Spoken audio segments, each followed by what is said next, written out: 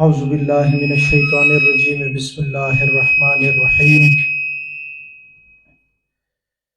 درود پاک اللہم صلی علی سیدنا محمد وعلی آل سیدنا و مولانا محمد وبارک وسلم وصلو علیہ۔ مل کے پڑھیے الصلاۃ والسلام علیک یا سیدی یا رسول اللہ، الصلاۃ والسلام علیک یا سیدی یا حبیب اللہ، الصلاۃ والسلام علیک یا سیدی یا نبی اللہ وعلی آلک و اصحابک یا سیدی یا نور اللہ۔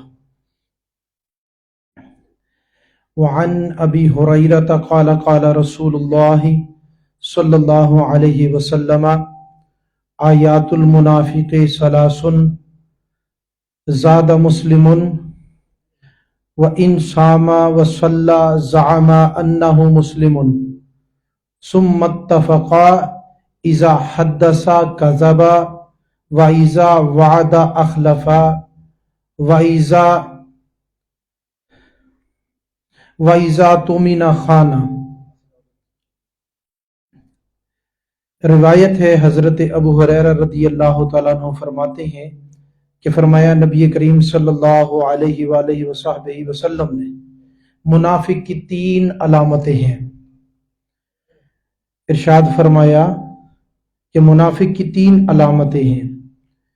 مسلم نے یہ زیادتی بھی بیان کی، یعنی کچھ الفاظ زیادہ کیے، اور بخاری نے کچھ الفاظ کم ذکر کیے۔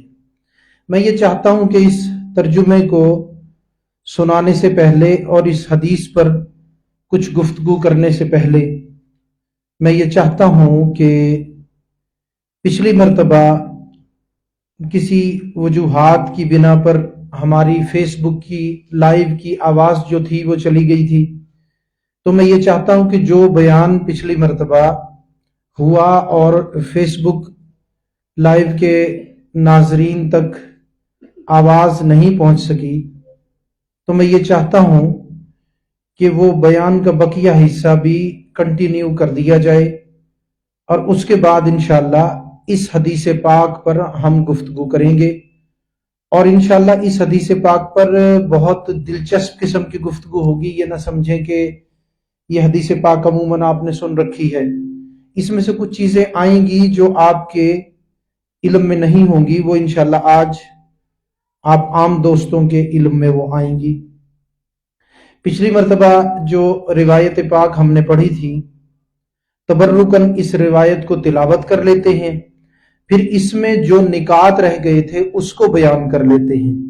اس کو بیان کرنے کے بعد میں پھر انشاءاللہ ہم اس اگلی روایت پر آئیں گے۔ بس جو آواز رہ گئی تھی وہ انشاءاللہ دوست اس کو کنٹینیو سمجھیں پچھلے بیان سے، تو درود پاک پڑھیں۔ اللہم صلی علی سیدنا محمد وعلی آل سیدنا و مولانا محمد۔ وعنہ قال قال رسول اللہ صلی اللہ علیہ وسلم لا یزنی الزانی حین یزنی وہو مؤمن ولا یسرق السارق حین یسرق وہو مؤمن ولا یشرب الخمر حین یشربها وہو مؤمن ولا ینتہب نہبۃ یرفع الناس الیہ فیہا ابصارہم حین ینتہبها وہو مؤمن ولا یغل احدکم حین یغل وہو مؤمن فإیاکم ایاکم متفق علیہ۔ وفی روایت ابن عباس ولا یقتل حین یقتل وہو مؤمن۔ قال اکرمۃ قلت لابن عباس کیف ینزع الایمان كيف ينزع الإيمان منه؟ قال هكذا وشبك بين أصابعه ثم أخرجها فإن تاب عاد إليه هكذا وشبك بين أصابعه۔ وقال أبو عبد الله لا يكون هذا مؤمنا تاما ولا يكون له نور الإيمان۔ ھذا لفظ البخاری۔ اب اس روایت پاک میں جو ہم نے پچھلی مرتبہ تلاوت کی، تو اس میں ہم نے کچھ نکات کو بیان کر دیا تھا، کچھ رہتے ہیں جو آواز کی وجہ سے فیس بک لائیو کے ناظرین تک نہیں پہنچ سکے، اس کو انشاءاللہ آج ہم بیان کر رہے ہیں۔ آپ لوگوں نے تو سن لیے تھے، لیکن دہرائی ہو جائے گی، آپ کو بھی یاد ہو جائے گا۔ تو اب فرمایا آقا علیہ الصلوۃ والسلام نے کہ ایسا نہیں ہوتا کہ زانی زنا کرنے کی حالت میں مومن ہو، اور نہ یہ کہ چور چوری کرنے کی حالت میں مومن ہو، اور نہ یہ کہ شرابی شراب پینے کی حالت میں مومن ہو، اور نہ یہ کہ ڈاکو ڈکیتی کرنے کی حالت میں مومن ہو، کہ لوگ اپنے مال کو ترستی نگاہ اٹھا کر دیکھتے رہ جائیں، اور نہ یہ کہ خائن خیانت کرنے کی حالت میں مومن ہو، لہٰذا ان سے بچو، ان سے بچو۔ مسلم بخاری۔ اور حضرت ابن عباس کی روایت میں کچھ زائد ہے، وہ یہ ہے کہ ایسا نہیں ہوتا کہ قاتل قتل کرنے کی حالت میں مومن ہو۔ حضرت اکرمہ فرماتے ہیں میں نے ابن عباس سے پوچھا کہ ان سے، یعنی یہ عمل کرنے والوں سے، گناہ کرنے والوں سے ایمان کیوں کر نکل جاتا ہے؟ تو آپ نے اپنی انگلیوں کو آپس میں ایک دوسرے میں پیوست کر دیا، پھر انگلیوں کو نکالا اور فرمایا کہ اگر توبہ کریں تو ایمان لوٹ آتا ہے، اور پھر انگلیاں ملا دی۔ ابو عبداللہ فرماتے ہیں کہ لوگ کامل مومن نہیں رہتے، اور نہ ہی ان میں نور ایمانی رہتا ہے۔ یہ بخاری کے الفاظ ہیں۔ اب ترجمے میں تو آپ کہیں گے بھئی ہمیں کچھ نہیں آیا سمجھ میں۔ پڑھانے والے پر ہوتا ہے، بیان کرنے والے پر ہوتا ہے کہ وہ آپ کو حدیث کس طرح سے پڑھاتا ہے۔ حدیث کا نام لے کر ہی آج کچھ لوگ گمراہ بھی کر رہے ہیں۔ جو ضابطے 1500 سال سے چلے آ رہے ہیں، 1450 سال سے چلے آ رہے ہیں، ان ضابطوں کی خلاف ورزیاں ہو رہی ہیں، اور حدیث کو اپنے انداز سے بیان کر کے دین کو خراب کر رہے ہیں۔ اب دیکھیں، ترجمہ آپ نے سنا تو شاید کچھ آپ کو سمجھ میں آیا ہو یا بالکل بھی سمجھ میں نہ آیا ہو، لیکن جب میں آپ کو انشاءاللہ سمجھاؤں گا تو پوری بات سمجھ میں آئے گی اور کوئی شک و شبہ باقی نہیں رہے گا۔ ہم نے پچھلی مرتبہ زانی کے بارے میں، چور کے بارے میں، ڈکیتی کرنے والے کے بارے میں، پھر ہم نے شراب پینے والے کے بارے میں بیان کر لیا تھا، اور جہاں سے آواز چلی گئی تھی وہ یہ بات تھی کہ ڈاکو ڈکیتی کرنے کی حالت میں مومن نہیں ہوتا کہ لوگ مال کو ترستی نگاہ اٹھا کر دیکھتے رہ جائیں۔ اس میں آپ کو بتایا تھا کہ ڈکیتی میں 3 جرم ہوتے ہیں۔ ایک یہ کہ غیر کے مال پر ناجائز قبضہ، اور دوسرے کا مال چھین لینا، اور تیسرا گناہ لوگوں کی حسرت آہو بگا پر ترس نہ کھانا۔ تو لہٰذا یہ 3 گناہوں کا مجموعہ ہے جس کو ڈکیتی یا لوٹ مار کہتے ہیں۔ ڈکیتی اور چوری میں کیا فرق ہوتا ہے یہ میں نے آپ کو پچھلی مرتبہ بتا دیا تھا، آپ دوستوں کو شاید یاد ہوگا۔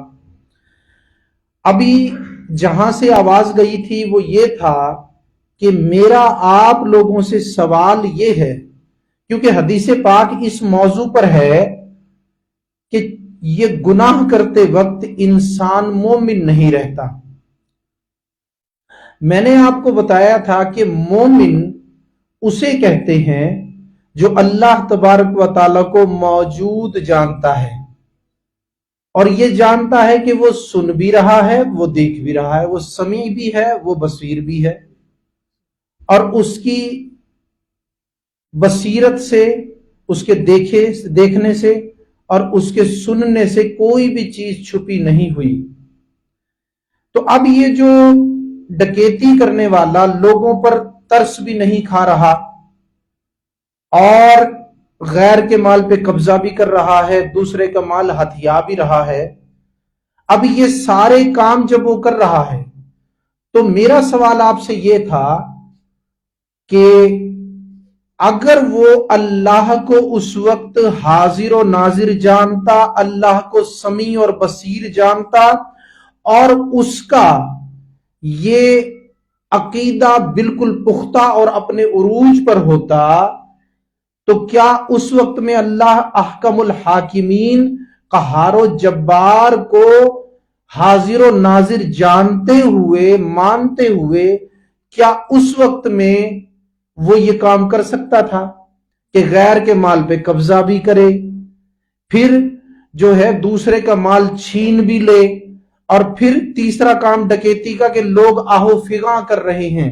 ان پہ ترس بھی نہ کھائے، عورتیں بین کر رہی ہیں، فریاد کر رہی ہیں، مرد کہہ رہے ہیں اللہ کا واسطہ کسی طرح ہم پہ رحم کھاؤ، یہ مال چھوڑ دو، اور وہ ترستی ہوئی نگاہ سے لوگ اپنے مال کو دیکھ رہے ہیں کہ ڈاکو ہمارا مال لے کر جا رہا ہے۔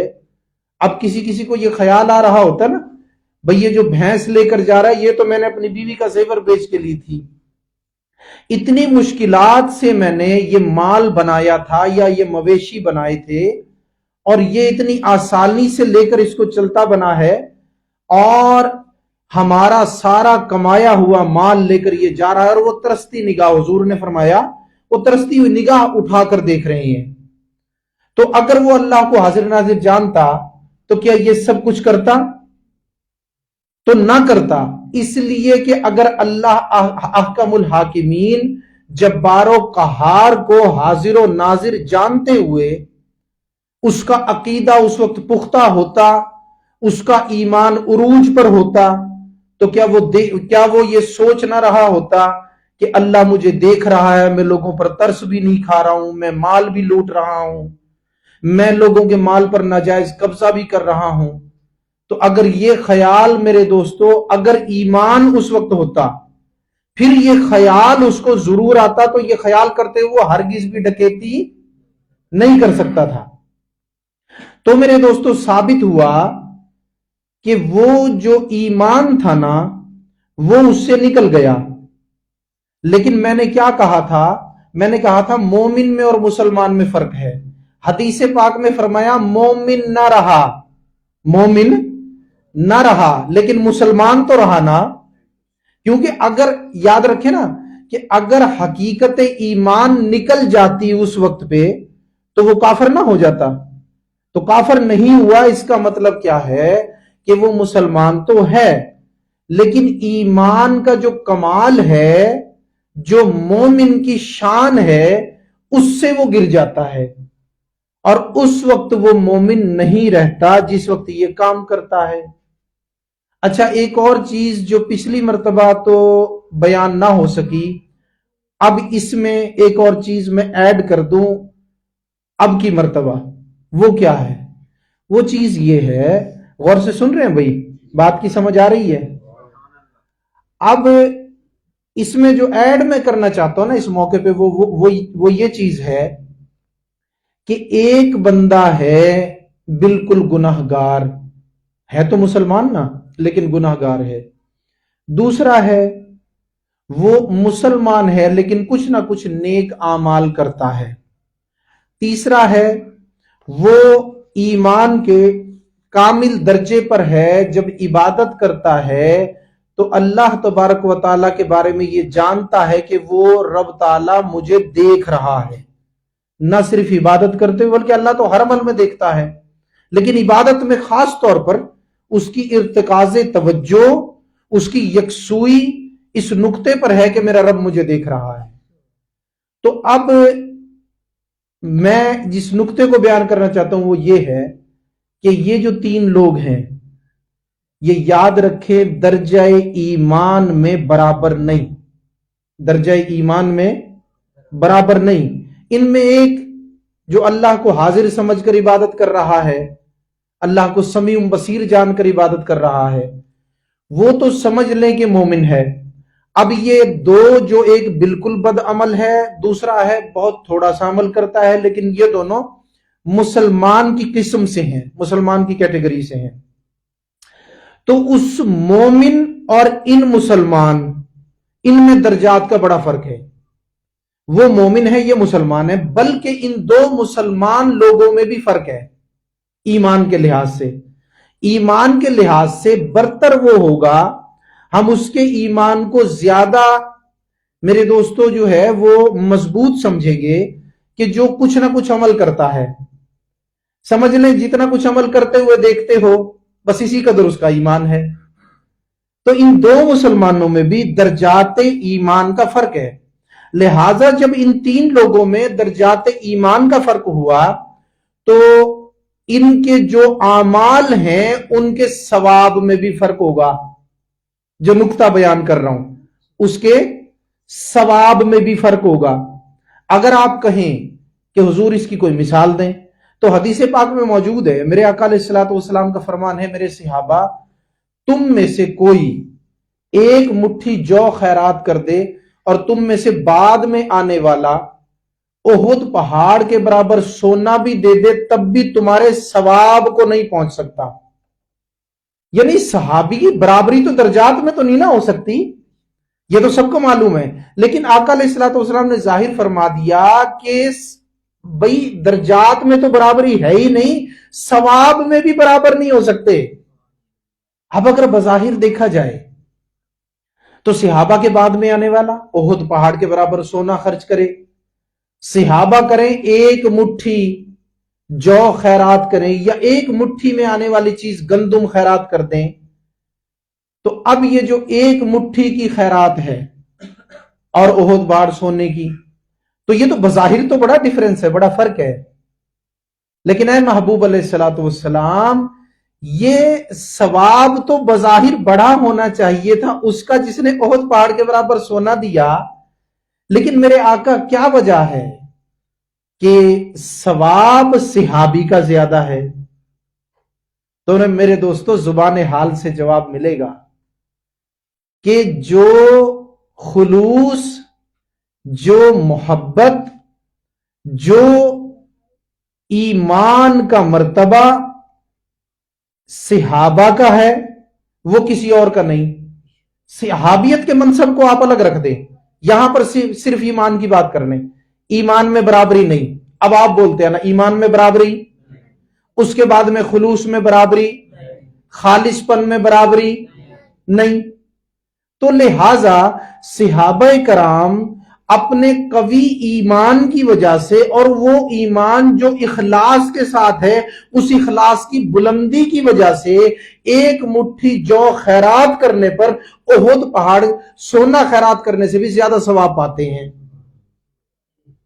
और ये जो बाद में आने वाला ओहुद पहाड़ के बराबर सोना खैरात करता है, हमें नहीं मालूम इसे कितना सवाब मिलता है क्योंकि हदीस में इसका जिक्र नहीं आया, लेकिन हम ये जानते हैं कि वो सवाब और ये सवाब बराबर नहीं हो सकते। बात समझ में आई? अब इस बात पर आ जाओ, जानी, चोर, शराबी, डकैत, इसकी मिसल दूसरे लोग, खाइन खयानत करने वाला, कातिल कत्ल करने वाला, अब ये जितने भी लोग हैं जब इन्होंने ये जुर्म किया तो दर्जाए ईमान से गिर गए, दर्जाए ईमान से गिर गए। जब दर्जाए ईमान से गिर गए ना तो याद रखना पहले नमाज पढ़ने पर जो सवाब मिलता था ना अब वो सवाब नहीं है।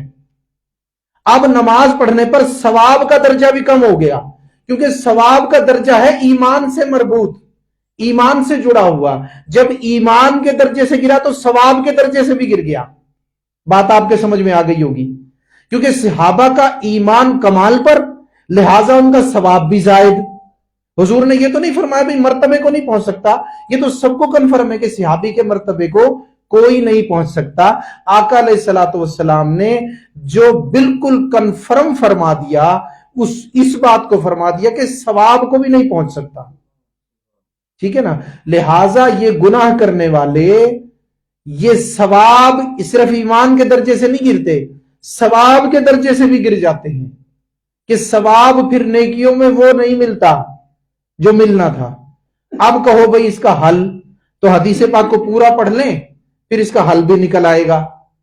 हुजूर अलैहिस्सलातु वस्सलाम के ये मुरीदान बा कमाल जिनको सहाबा कराम कहते हैं, ये वो अजीम हस्तियां हैं जिन्होंने बाद में आने वालों के लिए कोई तिश्नगी छोड़ी नहीं, कोई प्यास नहीं छोड़ी कि आने वाला इनका आका अलैहिस्सलातु वस्सलाम का कलाम सुने, साथ ये उसके कुछ ना कुछ अल्फाज खुद फरमा दे। तो इतना कदर इन्होंने معاملہ کمال پر کر دیا ہے کہ آنے والا جب ان سے کلام سنتا ہے یا قیامت تک بعد میں آنے والے جب اس کلام رسول اللہ کو پڑھتے ہیں پھر ساتھ ان کے الفاظ کو بھی پڑھتے ہیں تو بات پوری سمجھ میں آ جاتی ہے، کوئی علمی تشنگی اور پیاس باقی نہیں بچتی۔ بات سمجھ میں آئی؟ تو اب اس کو پورا پڑھیں گے پھر پتہ لگ جائے گا کہ بھی وہ ثواب جو کم ہو گیا ہے وہ اب دوبارہ پھر اس درجے پہ کیسے جائے گا، اس کا حل بھی اس حدیث میں موجود ہے۔ یہ احادیث ہے نسخہ کیمیا، سونا بنانے کا نسخہ اگر دیکھنا تو وہ احادیث ہے، ٹھیک ہے نا جی۔ بندے کو بلکہ صرف سونا نہیں، بندے کو کندن بنا دیتی ہیں۔ اللہ اکبر۔ یہاں تو ولیوں کے بارے میں بزرگوں نے فرما دیا ہے کیا کہ کیمیا پیدا کن از مشتے گلے بوسا زن بر آستانے کاملے۔ فرمایا تم مٹی ہے نا، مٹھی ایک مٹھی مٹی کی، تو فرمایا یہ تو اس وقت تک ہے جب تک تو اپنی ذات میں قائم ہے۔ فرمایا اپنی ذات کو چھوڑ کے کسی کامل کی چوکھٹ کو بوسا دے گا تو فرمایا کیمیا پیدا کن، پھر یہ مٹی جو مٹھی ہے نا یہ سونا بن جائے گی۔ تو اگر اولیاء کے در کی چاکری سے مٹی سونا بن جاتی ہے تو صحابہ کرام کے احادیث میں سے فیض لینے سے انسان کندن بن جاتا ہے، نکھرا ہوا سونا، بھٹی میں سے صاف ہو کے نکلا ہوا سونا۔ اللہ اکبر کہیں سبحان اللہ۔ اب آ جائیں اسی طرف واپس کہ مال کو ترستی ہوئی نگاہ اٹھا کر دیکھتے رہ جائیں۔ اس سے اگلا نقطہ جو آواز بند ہونے کی وجہ سے رہ گیا تھا وہ یہ ہے کہ فرمایا اور نہ یہ کہ خائن خیانت کرنے کی حالت میں مومن ہو، یعنی جو خیانت کرنے والا ہے نا وہ خیانت کرنے کی حالت میں مومن نہیں ہوتا۔ حدیث پاک میں جو الفاظ ذکر آیا نا وہ الفاظ ہے یغلو، کیا؟ یغلو، حین یغلو وہو مؤمن۔ اب یہ یاد رکھیں کہ یغلو جو ہے نا مطلقاً تو خیانت کے لیے بھی استعمال ہوتا ہے، لیکن کئی جگہ مخصوص معنوں میں اگر یغلو کا لفظ آئے تو وہ مال غنیمت کی خیانت کے زمرے میں آتا ہے، یعنی مال غنیمت اگر ہے اس میں خیانت کرے گا تو وہ مومن نہیں رہتا۔ لیکن فرمانے والے محدثین کرام نے ارشاد فرما دیا کہ یہاں پر یغلو جو فرمایا نا جو عربی لغت کے لحاظ سے جو یعنی کہ مال غنیمت کی خیانت ہے اس کے لیے استعمال ہوتا ہے، تو فرمایا یہاں پر جو فرمایا گیا نا تو مطلقاً خیانت کا فرمایا ہے۔ بعضوں نے اس کو مال غنیمت کی خیانت کے ذکر میں باب میں بھی ذکر کیا، لیکن بعضوں نے مطلقاً خیانت آپ سمجھتے ہیں کوئی بندہ کوئی امانت رکھوائے اس میں سے کچھ حصہ کوئی بندہ نکال لے تو یہ کیا ہے؟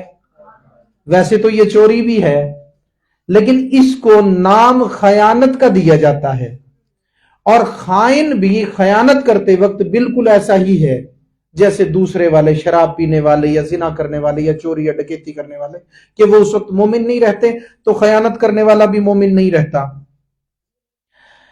اب حضرت ابن عباس نے مسلم اور بخاری یہاں تک تو یہ متفقن علیہ روایت ہے خیانت کی بات تک، آگے پھر حضرت ابن عباس کی روایت کے اندر موجود ہے، فرمایا انہوں نے قتل کے جرم کا بھی اس میں اضافہ فرمایا، فرمایا کہ قاتل قتل کرنے کی حالت میں بھی مومن نہیں رہتا۔ اب قتل کے بارے میں یہ سمجھ لیں کہ یہ جو قتل فرمایا گیا نا یہ قتل ہے ظلمن عمدن، کیا؟ ظلمن عمدن، ظلمن یعنی بغیر کسی جائز وجہ کے قتل، اور عمدن جان بوجھ کر ایسا کرنا، وگرنہ اگر جو جرم کرنے والے ہیں ان کو حکومت جب انصاف قائم کرے گی اور قتل کرنے والے کو بھی قتل کرے گی حکومت، تو اب حکومت جو قتل کر رہی ہے یا انتظامیہ جو قتل کر رہی ہے اور اس پہ واقعی اس نے قتل بھی کیا اور وہ ثابت بھی ہو گیا، تو اب قاتل کو اگر قتل کر رہی ہے پھانسی دے کر یا جناب اس کی گردن اڑا کر یا اس کو کسی بھی طریقے سے اس کو ختم کر رہی ہے، اس کو قتل کر رہی ہے، تو اب ایسا قتل تو جرم نہیں ہے نا۔ ساتھ یہ بھی سمجھ لیں کل کو اسی طرح جو میدان جنگ میں کفار مسلمانوں سے جنگ کر رہے ہیں، یہ پہلے بھی میں نے بیان کیا، اور وہ مسلمانوں کو قتل کر رہے ہیں، میدان جنگ میں اترے ہی مسلمانوں کو قتل کرنے کے لیے ہوتے ہیں۔ بھئی میدان جنگ میں آنے کا مقصد کیا ہے کافر کا؟ جب وہ میدان جنگ میں اترتا ہے تو مقصد تو مسلمانوں کو قتل کرنا اور ان کے ملک پر قبضہ کرنے کا ہوتا ہے نا، یا اور کوئی مقصد ہوتا ہے؟ مقصد تو یہی ہے۔ تو اب جو مسلمانوں کو قتل کرنے کے لیے کافر میدان جنگ میں اترے ہوئے ہوں اور مسلمان ان کو قتل کریں تو ان پہ بھی یہ حدیث پاک کا حکم نہیں آئے گا کہ وہ مومن نہیں رہتے۔ اچھا یہ پتا تو سب کو ہے، معمولی سی عقل رکھنے والا بھی اس بات کو سمجھتا ہے، لیکن اس کو بیان کرنے کا ایک خاص مقصد ہے۔ مقصد یہ ہے کل کو کوئی غیر مسلم مشکوات شریف کی یہی حدیث اور حضرت ابن عباس کی یہی روایت کہ قاتل قتل کرتے وقت مومن نہیں رہتا اٹھا کر کسی مسلمان کو دکھانا شروع کر دے کہ جی تم بھی تو کافروں کو میدان جنگ میں قتل کرتے، لہذا تم تو اپنے ابن عباس رضی اللہ عنہ کے فرمان کے مطابق تم تو مسلمان نہ رہے، تم تو مومن نہ رہے۔ کچھ بھی کر سکتا ہے، چرب زبانی کرنے والے لوگ بھی تو ہوتے نا، آج نیٹ پہ بیٹھے نہیں احادیث کے ساتھ چرب زبانی، العیاذ باللہ، احادیث کے ساتھ چرب زبانی۔ یہ امت کے ساتھ چرب زبانی نہیں ہے، یہ چرب زبانی کرنے والے جو احادیث کے ساتھ چرب زبانی کرتے ہیں، یہ یاد رکھیں یہ تم امت کے ساتھ چرب زبانی بعد میں کرو، پہلے تم چرب زبانی حدیث کے ساتھ کر رہے ہو۔ نہ اس میں ابن عباس کا حوالہ، نہ اس میں جناب بخاری شریف والے حضرت امام محمد بن اسماعیل بخاری کا حوالہ، کسی کا نہیں، اپنی ہی حدیثیں ہیں، اپنی ہی تفسیریں ہیں، اپنی ہی شرحیں ہیں۔ اپنی شرح کرنے کا حکم کوئی نہیں شریعت میں، شریعت کے دائرے میں رہ کر شرح کا حکم ہوگا۔ شرح جب حدیث کی جائے گی اقوال محدثین پر کی جائے گی، اگر مسائل نکالنے ہیں تو اقوال فقہا پر ہوگی، اس دائرے سے باہر نہیں نکل سکتے۔ اسلام ان لمیٹڈ دین نہیں ہے، اس کی لمٹس بہت واضح ہیں، اور اس کے ساتھ احادیث نے جو لمٹس، جو حدود بیان کی ہیں، قرآن میں تو ہوئے نا حدود اللہ بیان، یہاں میرے آقا علیہ الصلوۃ والسلام کی حدیث میں حدود اللہ کو واضح کر کے بتایا گیا کہ حدیں کون کون سی اور کیا کیا ہیں۔ یہ اللہ کی حدیں نہیں، چوری، زنا، شراب اللہ کی حدیں ہیں نا، تو لہٰذا احادیث کی جو شرح ہوگی اس کو بھی لمٹ کے اندر رہ کے کیا جائے گا، اس میں آپ جہاں مرضی نہیں چل سکتے، آپ کفر میں بھی چلے جائیں گے۔ تو لہٰذا اللہ کا واسطہ اپنی آخرت کی فکر کرو، قرآن و احادیث، خاص طور پر احادیث کے ساتھ یہ تماشے نہ لگاؤ، توبہ کرو اپنے کاموں سے۔ تو اب فرمایا قاتل قتل کرتے وقت، میں نے آپ کو عرض کیا کہ اگر کوئی کافر کہے کہ بھئی تمہارے لوگ بھی تو قتل کرتے ہیں مسلمانوں کو میدان جنگ میں، لہٰذا وہ تو بھئی مومن نہ رہے، تو اس کا جواب آپ کو اس لیے بتا دیا جس کو ویسے تو عام معمولی عقل والا بھی سمجھ سکتا ہے نا، بھئی یعنی یہ قتل کا حکم کس پر ہے، یہ تو سب بچوں کے بھی سمجھ میں آتا ہے، لیکن سمجھایا اس لیے تاکہ کل کو کوئی سوال نہ کر سکے، مسئلہ آپ کے ذہن میں پہلے سے موجود ہو، آپ انہیں بتا سکیں کہ ظلمن اور عمدن جو قتل کرے یہ اس کے لیے ہے، یہ کافروں کو جنگ میں قتل کرنے کے بارے میں نہیں ہے، ان کے بارے میں تو اللہ تبارک و تعالیٰ نے قرآن پاک میں خود آقا علیہ الصلوۃ والسلام کو فرمایا ہے، اے نبی علیہ الصلوۃ والسلام مومنوں کو جنگ کی ترغیب دیجئے، جنگ میں کافروں کو قتل کرنے کی ترغیب دیجئے۔ کیوں کہ قتل ہوتا ہے فتنہ مٹانے کے لیے، یہ والا قتل جو جنگ میں کیا جاتا ہے یہ ہوتا ہے فتنہ مٹانے کے لیے، اسلام بچانے کے لیے، اسلامی ملک کو بچانے کے لیے۔ تو لہٰذا اب کوئی ہندو مشرک جو ہے وہ 65 یا میرے دوستو 71 کے مجاہدین پر یہ فتویٰ فٹ نہیں کر سکتا، نہ کشمیر کے مجاہدین پر یہ فتویٰ فٹ کر سکتا، نہ فلسطین کے مجاہدین پر یہ فتویٰ فٹ کر سکتا کہ جی وہ نعوذ باللہ مومن نہیں رہتے۔ ان کے تو ایمان کا کمال ہے کہ وہ اپنی جانوں کو اللہ کی راہ میں پیش کرنے کے لیے چلے گئے۔ یہ تو مالک کی مرضی ہے نا کہ وہ جو ہے یعنی غازی بن کر لوٹ آئیں، उन्होंने तो कर लिया था ना, वो जैसे आला हजरत ने फरमाया वो तो कर चुके थे जो करनी बशर की है, उन्होंने तो कर लिया था जो कर सकते थे वो। ठीक है ना जी, बंदा यही कर सकता है ना, अपनी जान को अल्लाह के लिए पेश कर सकता है अल्लाह के हुजूर मैदान जंग में। ये तो उन्होंने कर लिया था, ये तो अल्लाह ने किसी को गाजी लौटाया, किसी को शहीद बनाया, तो ये फतवा उन पर नहीं होगा। लिहाजा ये फतवा किस पर है? जो जुल्मन कत्ल करे, जुल्मन अमदन। ये मसला हो गया। उसके बाद में अब हजरत इकरमा रदी अल्लाह अन्हो, अच्छा ये इकरमा बिन अबू जहल नहीं, यहां पर जो हजरत इकरमा है ना, ये हजरत अब्दुल्ला इब्ने अब्बास के शागिर्द हैं।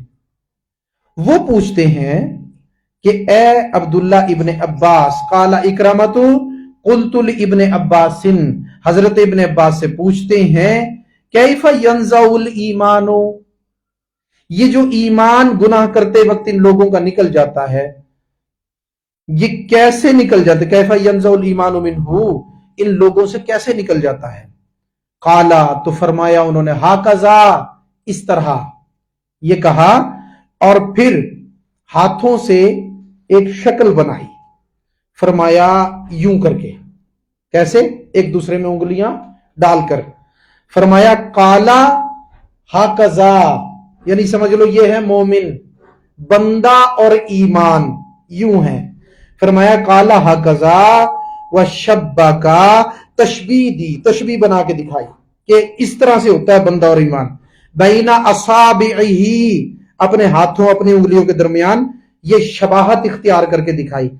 फिर फरमाया सुम्मा, फिर क्या किया? अखरजहा, सुम्मा अखरजहा, फिर उंगलियों को एक दूसरे से निकाल दिया। फरमाया इस तरह से ईमान निकल जाता है। बात समझ में आई? जैसे उंगलियों से निकल गई, समझ लो ये ईमान है, ये बंदा है। ये थे यूं, फरमाया हाकज़ा, ठीक है ना। फरमाया वो कैसे? बैन असाबे ही, फरमाया अखरजहा, सुम्मा अखरजहा, फिर हाथों को निकाल दिया। फरमाया यूं निकल गया। पता लगा बंदा एक तरफ रह गया, ईमान एक तरफ रह गया। मौला अली की रिवायत, फरमाया जब शराबी शराब पी लेता है, इसमें आप दूसरे गुनाहों वालों को भी शामिल कर सकते हैं जिनका इसमें जिक्र हुआ, तो फरमाया उनका ईमान निकल कर उनके सर पे साया फिगन हो जाता है। पता चला बंदा अलग हो गया, ईमान अलग हो गया। ठीक है। फिर फरमाया काला, फरमाया सुम्मा अखरजहा, निकाल दी उंगलियां। फ़इन्ना ताबा, फरमाया फ़इन ताबा, फ़इन ताबा, फरमाया जब तौबा कर लेता है, तौबा कर लेता है, फ़इन ताबा आदा इलैहि हाकज़ा, फरमाया फिर इस तरह, और तशबीह बनाई, क्या? बैना असाबिही, उंगलियों के दरमियान, यूं, पहले निकाल दी थी ना, फिर बैना असाबिही, उंगलियों के दरमियान फिर तशबीह बना ली। फरमाया तौबा के बाद फिर बंदा और ईमान फिर इस तरह हो जाते हैं। तो अब यहां पे मैं वो सवाल जो था, मैंने कहा था हदीस में बताऊंगा आगे, याद है भाई? क्या था जी? दोबारा से किस तरह वो नमाजों का सवाब अपने उरूज पे आएगा, वो जो सवाब कम हो गया था, आमाल का, नेकियों का सवाब किस तरह से उसी उरूज पर आएगा जैसे पहले था। तो जब जो है ना बैना असाबिही, उन्होंने ये मुशाबियत दी, जब तौबा कर लेगा फिर ईमान इस तरह से आ जाएगा। अब नमाजें भी उसी मुकाम पर चली जाएंगी सवाब के, दूसरे अमाल का भी सवाब का वही मुकाम हासिल हो जाएगा जो पहले था। ठीक हो गया। अब यहां पर तौबा का मसला, किस चीज का मसला? तौबा का, क्योंकि यहां पे लफ्ज आया ना फ़इन ताबा, जब तौबा कर ले। तौबा का मसला यह है कि जो गुनाह बंदों से मुताल्लिक हैं, हुकूकुल, जरा बोल ले हुकूकुल, फिर बोल ले हुकूकुल इबाद, यानी बंदों के हुकूक के गुनाह। तो जब तक मेरे दोस्तों वो बंदों के हुकूक के जो गुनाह हैं, जब तक बंदों से माफी नहीं मांगेंगे, तौबा आपकी मोतबर नहीं। यानी ऐसा नहीं है, जिना जो किया जिस औरत से हुआ, तो वो औरत भी तो किसी का हक थी ना, खुद औरत के साथ भी ज्यादती हुई। फिर उसके बाद में जो मेरे दोस्तों चोरी की, तो उसमें माल छीना ना, यानी माल चोरी किया, फिर चोरी किया माल, और फिर जो डकैती की उसमें माल छीन लिया। تو اب جب تک یا تو وہ مال نہ لوٹا دے اور زنا کے معاملے میں جب تک لواحقین سے اور جس کے ساتھ زیادتی ہوئی اس سے معافی نہ مانگ لے اور وہ معاف کر دیں، اب جا کر اس کی توبہ معتبر کہلائے گی، اب سمجھا جائے گا کہ اس نے توبہ کر لیا۔ ایسا نہیں ہوگا توبہ ہے کوئی تماشا نہیں ہے، ایسا نہیں ہوگا کہ مال کھا لیا، سب کچھ لے لیا لوگوں سے، اب اللہ سے توبہ کر لے، اب کعبے کو چلا جائے کہ جی میں حج کراؤں، میں عمرہ کراؤں، میرے گناہ معاف ہو جائیں گے۔ شریعت کے اندر ایسا کوئی ضابطہ حقوق العباد کے گناہوں کے معاف ہونے کا نہیں ہے۔ وہ جو فرمایا نا کہ جس نے عمرہ کیا وہ گناہوں سے ایسا پاک ہوا جیسے آج ہی ماں کے پیٹ سے پیدا ہوا، حدیث پاک میں، لیکن اس سے مراد کیا ہے نا جی، شریعت ہے، تماشا نہیں ہے میرے دوستو کہ جنابے کا غلاف پکڑ کر اللہ مجھے معاف کر دے، استغفر اللہ، یوں کر لو، یوں کر لو، یوں کر لو، تاکہ یہ بندہ جرم بھی کرتا رہے اور جہنم میں اسے اپنا ساتھی بھی بناؤں، گناہ اس کے معاف نہ ہو سکے۔ تو میرے دوستو یہ جو حقوق العباد کے گناہ ہیں، یہ حق واپس کرنے سے یا حق معاف کرانے سے پھر جا کر یہ معاف ہوتے ہیں، اور معافی بھی زبردستی کی نہیں ہوگی، حق واپس کیا جائے گا، اگلا نہ لے تو اس کی مرضی ہے، لیکن اصول کیا، حق واپس کرے گا۔ ٹھیک ہے جی، ہاں اتنا غریب ہو گیا کہ اب حق دینے کے قابل نہیں رہا تو اب اسے معافی مانگے، بغلے کی مرضی ہے، معاف کرے نہ کرے، لیکن اگر معاف کر دیتا ہے تو اب اس کی توبہ معتبر ہے، اب اس کی سمجھ لو توبہ قبول ہو گئی۔ اور اگر حقوق العباد والے بندے نے، حقوق عبد نے، اس عبد نے معاف نہ کیا اپنا حق، تو پھر اللہ کے پاس سے بھی معافی نہیں ہوگی۔ بات سمجھ میں؟ توبہ کا مسئلہ بیان کر دیا۔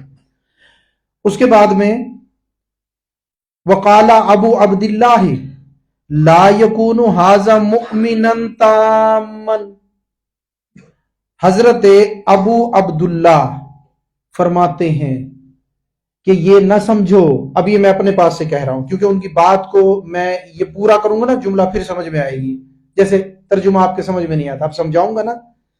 حضرت عبداللہ فرماتے ہیں کہ یوں نہ سمجھو، اب یہ بات میں کہہ رہا ہوں، یوں نہ سمجھو کہ جنہوں نے چوری کی، زنا کیا، قتل کیا، میرے دوستو شراب پی، جتنے بھی گناہ اس میں ذکر ہوئے، جملہ گناہ جو اس میں ذکر ہوئے، کہ یہ لوگ اب مسلمان ہی نہیں رہے۔ ٹھیک ہے، اب آ جاؤ، حضرت عبداللہ فرماتے ہیں بلکہ یہ لوگ کامل مومن نہیں رہتے، کامل مومن نہیں رہتے۔ اب یہ سمجھ لیں، ایک ہوتی ہے حقیقت ایمان، ایک ہوتا ہے نور ایمان، ایک ہوتا ہے کمال ایمان۔ ٹھیک ہے، حقیقت ایمان اگر دل میں سے، سینے میں سے ختم ہو جائے نا تو پھر سمجھ لو ایمان ہی چلا گیا۔ حقیقت جو تھی، یعنی ایمان کی حقیقت کیا؟ حقیقی ایمان۔ اب حقیقی ایمان اگر نکل گیا تو بندہ کیا بچا؟ کافر، مسلمان تو نہ رہا۔ تو اب یہ مسلمان بھی ہیں، مومن نہیں رہتے، مسلمان رہتے ہیں۔ تو حضرت عبداللہ نے فرمایا کہ یہ لوگ کامل مومن نہیں رہتے۔ ٹھیک ہے نا جی، اب اس کو میں بڑھا رہا ہوں، ہاں مسلمان رہتے ہیں۔ بات سمجھ میں آ گئی؟ کامل مومن اور مسلمان کا فرق آپ کو میں نے بتا دیا، دوبارہ بتانے کی ضرورت نہیں۔ تو لہٰذا کامل مومن نہیں رہتے۔ اچھا، اب یہ سمجھ لیں کہ حقیقت ایمان تو موجود رہتی ہے، ایمان، حقیقی ایمان سینے میں موجود رہتا ہے، لیکن پھر نکلتی کیا چیز ہے؟ نکلتا ہے کمال ایمان۔ ایمان کا جو کمال ہے نا وہ سینے سے نکل جاتا ہے، ایمان کے درجے سے بندہ گر جاتا ہے۔ اور اس کے بعد یہ بھی فرمایا ابو عبداللہ نے کہ یہ لوگ کامل مومن نہیں رہتے، یعنی ایمان کا کامل، مومنن تامن، تامن کہتے ہیں کمال والے، کمال والے مومن نہیں رہتے۔ اور پھر یہ بھی فرمایا ولا یکون لہ نور الایمان۔ ٹھیک ہے نا جی، تو انہوں نے تو کہا کامل مومن نہیں رہتے، اور حضرت بخاری کے الفاظ ہیں، امام بخاری کے، ان کے الفاظ یہ ہیں کہ ولا یکون لہ نور الایمان، یعنی ان کے ایمان کا نور نکل جاتا ہے۔ ٹھیک ہے، اگر نور بھی نکلے گا، حضرت بخاری کے الفاظ کے مطابق، امام بخاری کے الفاظ کے مطابق ولا یکون لہ نور الایمان، اگر نور ایمان بھی نکلے گا تو حقیقت ایمان پھر بھی بچی، پھر بھی رہی، اور اگر کمال ایمان نکلے گا تو حقیقت ایمان پھر بھی رہی. لہٰذا یہ گناہ کرنے والے میرے دوستوں مومن تو نہیں رہتے لیکن حقیقت ایمان بچتی ہے, مسلمان رہتے ہیں. کمال ایمان ختم ہو گیا, نور ایمان جاتا رہا, کمال ایمان چلا گیا, لیکن حقیقت ایمان بچی, لہٰذا مسلمان رہیں گے. اور میں نے پچھلی مرتبہ بھی عرض کیا تھا, دین کا مسئلہ ان گناہ گاروں میں سے گناہ کرتے ہوئے یا بعد میں بغیر توبہ کے بھی کوئی مر جائے گا تو اس کا جنازہ پڑھا جائے گا, اور خودکشی کرنے والے کا جنازہ بھی پڑھا جائے گا. یہاں پہ یہ بھی عرض کر دوں ضمناً. تو میرے دوستوں یہ ہم نے اس روایت کو مکمل کر لیا. اب اگلی روایت جو ہے نا اس کی تھوڑی علمی بات آپ کو بتا دوں, باقی بات انشاءاللہ پھر اگلے ہفتے کریں گے. تو حضرت ابو ہریرہ رضی اللہ عنہ, ایک دو مرتبہ درود پاک پڑھیں, میں ذرا دوبارہ سے اس حدیث پاک کو پڑھ دوں. اللہم صلی علی سیدنا محمد. وعن ابی ہریرہ قال قال رسول اللہ صلی اللہ علیہ وسلم آیات المنافق ثلاث زاد مسلم و ان صام و صلی و زعم انہ مسلم ثم اتفقا اذا حدث کذب و اذا وعد اخلف و اذا تؤمن خانا. روایت حضرت ابو ہریرہ سے فرمایا آپ صلی اللہ علیہ وسلم نے, پہلے نفس حدیث بیان کر دوں, فرمایا کہ جب منافق کی تین علامتیں ہیں, جب بات کرے تو جھوٹ بولے, جب وعدہ کرے تو خلاف کرے, اور فرمایا جب امانت دی جائے تو خیانت کرے. اب یہ حدیث پاک آپ نے عام طور پہ بھی سن رکھی ہے, اس کی تھوڑی سی علمی بات جو آپ تک پہنچانی ہے وہ یہ ہے کہ نفس حدیث تو موجود ہے جو میں نے آپ کو سنا دیا ترجمہ, لیکن یہاں پر یہ یاد رکھیں کہ حضرت امام محمد بن اسماعیل بخاری, حضرت امام بخاری نے بخاری شریف میں اور مسلم شریف میں, ان دونوں کے اندر یہ جو نفس حدیث ہے نا یہ تو موجود ہے, لیکن مسلم نے کچھ الفاظ کو زیادہ کیا ہے, وہ بخاری میں موجود نہیں ہے. ٹھیک ہے, باقی بات انشاءاللہ بعد میں کریں گے, یعنی اگلی مرتبہ. تو وہ جو بخاری نے الفاظ نقل کیے ہیں آپ صلی اللہ علیہ وسلم کی روایت میں, وہ یہ ہے کہ آیات المنافق ثلاث, ٹھیک ہے, وہ ثلاث تین نشانیاں علامتیں وہ بعد میں آ گئی, لیکن زیادہ مسلم نے مسلم شریف میں یہ بڑھایا ہے کیا, وَإِن صَامَ وَصَلَّى وَزَعَمَ إِنَّهُ مُسْلِمٌ.